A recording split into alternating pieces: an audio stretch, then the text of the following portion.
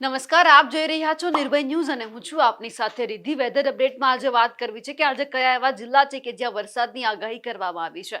કારણ કે અરબ સાગરની અંદર અત્યારે એક સિસ્ટમ સક્રિય થઈ છે, જેમના કારણે દક્ષિણ ગુજરાત હોય કે પછી સૌરાષ્ટ્ર હોય ત્યાં અત્યારે વરસાદ પડી રહ્યો છે. ગઈકાલે પણ આપણે જોયું હતું કે સાંજથી લઈ અને રાત સમય દરમિયાન આપણે જોયું કે વરસાદ પડ્યો. અમદાવાદમાં પણ જ્યારે બપોરના 3 કે 4 વાગ્યાની આસપાસ વરસાદ શરૂ થઈ ગયો હતો, જે છે કે સાંજ સુધી આપણને જોવા મળ્યો. આવું આપણને સૌરાષ્ટ્રના અનેક જિલ્લામાં દેખાયું છે. સુરેન્દ્રનગર હોય, રાજકોટ હોય, જુનાગઢ હોય, અમરેલી હોય, આ બધા જ વિસ્તારમાં, એમની સાથે ભાવનગરમાં પણ આપણને વરસાદ જોવા મળ્યો હતો. અને જે નદીઓ છે તે પણ બે કાંઠે વહેવા લાગી હતી.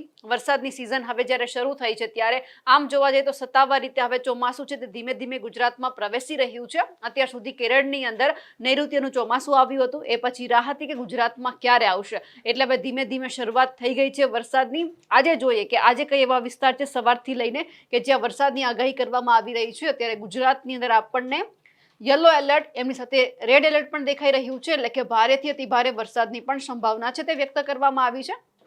ખાસ કરીને પહેલા કચ્છની વાત કરીએ.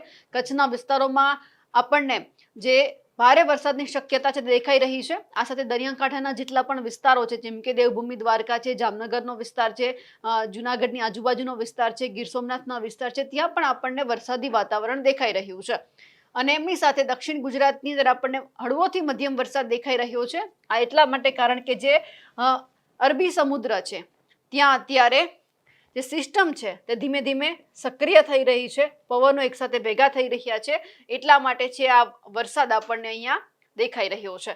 આ પરિસ્થિતિ એટલા માટે છે કારણ કે જે રીતે આ બધા જ પવનો એકસાથે ફૂંકાઈ રહ્યા છે, ધીમે ધીમે અહીંયા જે બધી જે સિસ્ટમ છે તે સક્રિય થઈ રહી છે. સવારે 8 વાગ્યા સુધીની આપણે જે પરિસ્થિતિ જોઈ, હવે જોઈએ કે દિવસ દરમિયાન આ પરિસ્થિતિ કેવી રહેવાની છે અને કયા જિલ્લામાં છે તે આ વખતે વરસાદની જે સંભાવના વ્યક્ત કરવામાં આવી છે એ દેખાઈ રહી છે. આ જ પરિસ્થિતિ બપોરના 11 વાગ્યા દરમિયાન આપણને જોવા મળશે. બપોર પછી જો 1 વાગ્યા પછીની પરિસ્થિતિ જોઈએ તો ઉત્તર ગુજરાતના વિસ્તારોમાં પણ આપણને એ જ વરસાદ દેખાઈ રહ્યો છે. સાથે 3 વાગ્યાથી લઈને રાતના જો 9-10 વાગ્યા સુધીની પરિસ્થિતિ જોઈએ તો મધ્ય ગુજરાતની અંદર પણ વરસાદી સિસ્ટમ દેખાઈ રહી છે. અમદાવાદના વિસ્તારોમાં જે રીતે ગઈકાલે જોયું હતું કે અમદાવાદની આજુબાજુના વિસ્તારોમાં વરસાદ નોંધાયો હતો, એ જ રીતે આજે પણ પાલનપુર, મહેસાણા, અમદાવાદ અને જે વિસ્તારો છે ત્યાં આપણને ભારે વરસાદની સંભાવના દેખાઈ રહી છે. ગઈકાલે જોયું હતું કે આપણને ઓરેન્જ એલર્ટ છે તે સૌરાષ્ટ્રના પંથકોમાં આપવામાં આવ્યું હતું. એ જ રીતે આજે પણ અલગ અલગ જગ્યા પર અલગ અલગ એલર્ટ આપવામાં આવ્યા છે. કોઈ જગ્યા એવી છે કે જ્યાં રેડ એલર્ટ આપવામાં આવ્યું છે, ઘણા વિસ્તાર એવા છે કે જ્યાં ઓરેન્જ એલર્ટ, યલો એલર્ટ આપવામાં આવ્યું છે. પરંતુ હવે જ્યારે સત્તાવાર રીતે ચોમાસું બેસવા જઈ રહ્યું છે ગુજરાતમાં, તો આગામી 21 અને 22 તારીખ દરમિયાન ગુજરાતની અંદર વરસાદની પરિસ્થિતિ કેવી રહેવાની છે તે સૌથી પહેલા સાંભળી લઈએ હવામાન નિષ્ણાંત પરેશ ગોસ્વામી પાસેથી. નૈઋત્યનું ચોમાસું સમય કરતા વહેલું મહારાષ્ટ્રમાં પહોંચી ગયું હતું, પણ છેલ્લા ઘણા દિવસથી ચોમાસું નિષ્ક્રિય થયું. એટલે કે 26 મે 2025 થી નૈઋત્યનું ચોમાસું છે તે મહારાષ્ટ્રમાં નિષ્ક્રિય થઈ ગયું હતું. મોન્સૂન બ્રેકની કન્ડિશન સર્જાઈ હતી, પણ છેલ્લા 3-4 દિવસથી અરબ સાગરમાં કરંટ આવ્યો છે. અરબ સાગરમાં એક વરસાદી સિસ્ટમ બની છે અને એ સિસ્ટમને કારણે હવે ફરીથી ચોમાસું સક્રિય પણ થયું છે. એટલે હવે આવનારા દિવસમાં ગુજરાતની અંદર ચોમાસાનો પ્રવેશ થાય તેવી શક્યતાઓ પ્રબળ બની છે. આજે 16 જૂન છે. સામાન્ય રીતે 15 જૂને ગુજરાતમાં ચોમાસું આવી જતું હોય. ગઈકાલે 15 જૂન સુધીમાં ચોમાસું છે તે ગુજરાતમાં પ્રવેશ નથી કર્યું, પણ હવે લગભગ 2 થી 3 દિવસની અંદર ગુજરાતની અંદર વિધિવત રીતે નૈઋત્યના ચોમાસાની શરૂઆત થાય તેવી શક્યતાઓ છે. ને એમાં પણ આજે 16 જૂન છે. આજે 16 જૂનથી લઈ અને 20 જૂન દરમિયાન રાજ્યના અનેક વિસ્તારોની અંદર સામાન્યથી ભારે અને અમુક જગ્યાએ અતિ ભારે વરસાદોની પણ સંભાવનાઓ છે. કેમ કે અત્યારે અરબ સાગરની અંદર એક વરસાદી સિસ્ટમ સક્રિય છે, જે અત્યારે સાયક્લોનિક સર્ક્યુલેશનના સ્વરૂપમાં છે, પણ હવે આવનારા 24 થી 36 કલાકની અંદર ઇન્ટેન્સિફાય થઈ અને એ લો પ્રેશર અથવા તો વેલ માર્ક લો પ્રેશરમાં ફેરવાય તેવી શક્યતાઓ વધી રહી છે. અને આ સિસ્ટમને કારણે આમ તો છેલ્લા 2 દિવસથી રાજ્યના અલગ અલગ વિસ્તારોની અંદર વરસાદો પણ પડી રહ્યા છે અને હજુ 4 થી 5 દિવસ સુધી રાજ્યના અમુક વિસ્તારોની અંદર વરસાદ પડશે. આમ જોવા જઈએ તો ઓલ ઓવર ગુજરાતમાં, જેમાં સૌરાષ્ટ્ર હોય, કચ્છ હોય, ઉત્તર ગુજરાત, મધ્ય ગુજરાત, દક્ષિણ ગુજરાત, તમામ ભાગોની અંદર વરસાદની શક્યતાઓ છે.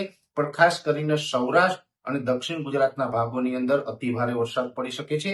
દક્ષિણ ગુજરાતની અંદર ભરૂચ, અંકલેશ્વર, સુરત, નવસારી, વાપી અને ડાંગ જિલ્લાની અંદર અતિ ભારે વરસાદની શક્યતાઓ છે. એ સાથે સૌરાષ્ટ્રની અંદર બોટાદ, ભાવનગર, અમરેલી, ગીર સોમનાથ અને જુનાગઢ જેવા વિસ્તારો છે એની અંદર પણ આવનારા 4 થી 5 દિવસ સુધી અતિ ભારે વરસાદ નોંધાય તેવી શક્યતાઓ છે. બીજા વિસ્તારોની અંદર ઓલ ઓવર સામાન્યથી મધ્યમ વરસાદો નોંધાતા રહેશે. એટલે ખાસ કરીને જોવા જઈએ તો આજે 16 જૂન છે અને હવે આજે 16 તારીખથી લઈ અને 20 તારીખ સુધીમાં ગુજરાતની અંદર નૈઋત્યના ચોમાસાની શરૂઆત પણ થઈ જશે. અત્યાર સુધી જે વરસાદો પડ્યા એ પ્રી મોન્સૂન એક્ટિવિટીના હતા, પણ હવે નૈઋત્યના ચોમાસાની શરૂઆત થાય એટલે 2025ના ચોમાસાના વરસાદો એને ગણવામાં આવશે અને આ ચોમાસું છે એ સમય કરતા થોડુંક લેટ છે, પણ એટલું કહી શકાય કે ચોમાસાની શરૂઆત છે એ સારી છે અને હવે વિધિવત રીતે નૈઋત્યના ચોમાસાની શરૂઆત છે એ ગુજરાતની અંદર થવા જઈ રહી છે. અને આ અરબ સાગરની જે સિસ્ટમ છે આ સિસ્ટમને કારણે વાવણી લાયક વરસાદ પણ રાજ્યના મોટા ભાગના વિસ્તારોની અંદર જોવા મળે તેવું એક અનુમાન છે અને અમુક વિસ્તારોની અંદર સામાન્ય કરતા વધારે વરસાદ નોંધાય તેવી શક્યતાઓ છે. એટલે આવનારા 5-6 દિવસ સુધી, જેમાં 20 તારીખ 20 થી 21 જૂન સુધી રાજ્યના અલગ અલગ વિસ્તારોની અંદર મધ્યમથી સારા અને અમુક વિસ્તારોની અંદર અતિ ભારે વરસાદો નોંધાય તેવી સંભાવનાઓ હાલ દેખાઈ રહી છે. તમારા વિસ્તારમાં અત્યારે કેવો વરસાદ પડી રહ્યો છે કમેન્ટ કરીને ચોક્કસથી જણાવજો. સાથે જ અમારી નિર્ભય ન્યૂઝ ચેનલને લાઇક, શેર અને સબસ્ક્રાઇબ કરવાનું ભૂલશો નહીં. નમસ્કાર.